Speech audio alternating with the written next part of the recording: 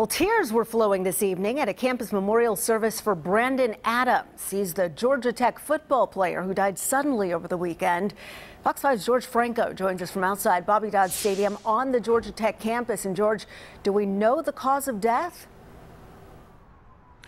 Well, Russ and Sine, the exact cause of death of Brandon Adams has not yet been determined. But here at Bobby Dodd Stadium on the field, he was known as a tough-as-nails defensive lineman. Off the field, his coach described him as a big, lovable teddy bear who will be missed by this entire community.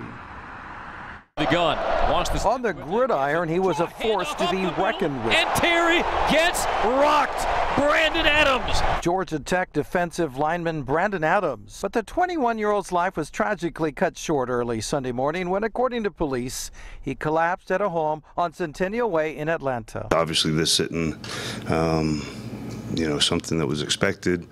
We're all heartbroken as a football family. Georgia Tech head football coach Jeff Collins spoke of the sudden loss of Adams after a memorial service for Adams at McCamish Pavilion. Cameras were not allowed, but Zumi Bauer, who's on the Georgia Tech tennis team, says he often crossed paths with Adams in the training room.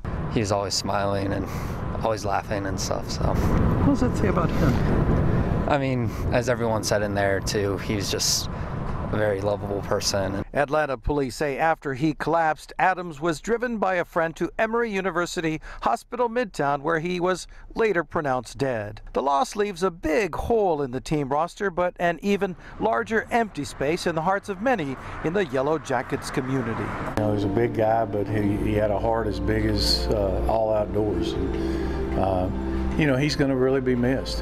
Hard to fill that kind of void. Also at the memorial were family members of Adams who arrived from Tennessee. The GBI says an autopsy on Adams was conducted, but further tests, including toxicology, are needed to determine an exact cause of death. His sudden passing comes as a shock to Yellow Jackets preparing to begin spring practice on Tuesday, which will take place. Obviously, we'll go out there with heavy hearts. But, I think the guys said themselves that they think that's what, Brandon would want us to do.